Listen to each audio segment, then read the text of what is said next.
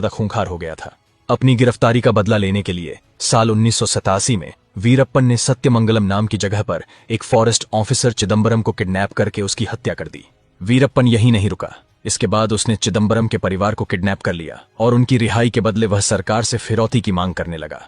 उसके इस अपराध ने उसे देश के हर अखबार की सुर्खियों में ला दिया था। वीरप्पन की एक खास बात यह थी कि वह हमेशा औरतों से दूरी बनाकर रखता था। उसका मानना था कि औरतों की वजह से वह मुसीबत में फंस सकता है।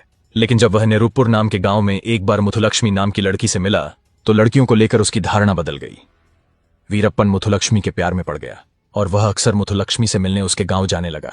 धीरे धीरे मुथुलक्ष्मी भी वीरप्पन को पसंद करने लगी थी। मुथुलक्ष्मी को वीरप्पन की बड़ी बड़ी मूछें काफी आकर्षक लगती थीं। साथ ही वीरप्पन का जो लोगों में खौफ था, इस वजह से भी वह उसे पसंद करती थी।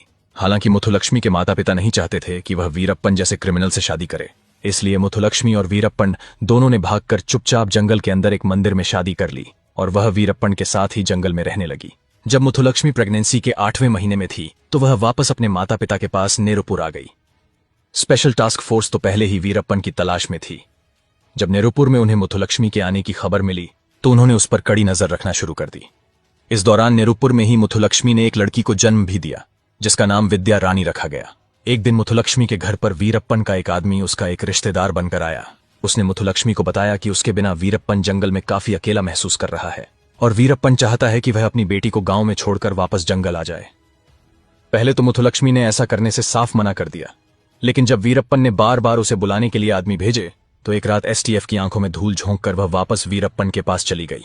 जंगल में ही साल 1992 में उसने अपनी दूसरी लड़की प्रभा और 1993 में तीसरी लड़की को जन्म दिया।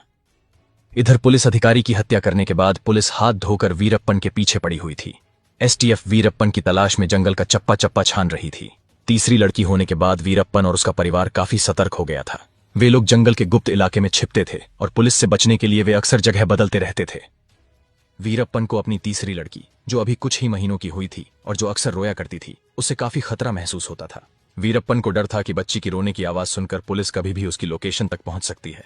वीरप्पन ने सोचा कि बच्ची का जिंदा रहना उसके लिए खतरा बन सकता है, इसलिए उसने अपनी पत्नी और गिरोह के सदस्यों के सामने यह फैसला सुनाया कि पुलिस से बचने के लिए उसे अपनी तीसरी बच्ची को मारना पड़ेगा। वीरप्पन ने उसके साथ मौजूद एक औरत, जिसने मुथुलक्ष्मी की डिलीवरी की थी, उससे कहा कि वह उस बच्ची को आग के पत्तों का दूध पिला दे।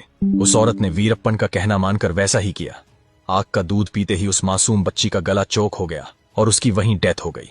यह हत्या इतनी निर्मम थी कि उसके कुछ साथी भी इसे देखकर सहम गए। वीरप्पन की पत्नी मुथुलक्ष्मी अपनी बच्ची को तड़प तड़प कर मरता देख वहीं बेहोश हो गई थी। वीरप्पन की इस क्रूरता ने उसके गिरोह के कई सदस्यों को उससे दूर कर दिया।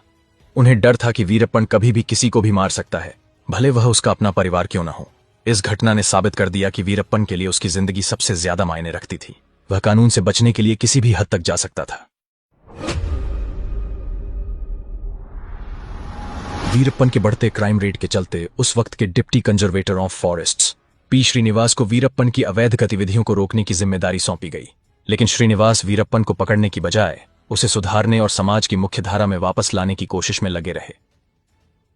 श्रीनिवास ने वीरप्पन के गांव वालों से मिलकर उनकी मदद भी की और उनका विश्वास हासिल किया, जिसकी वजह से वीरप्पन श्रीनिवास से काफी नाराज था, क्योंकि उसके गांव वाले और उसके गिरोह के कुछ लोग श्रीनिवास के कामों से खुश होकर श्रीनिवास को वीरप्पन के बारे में जानकारी देने लगे थे।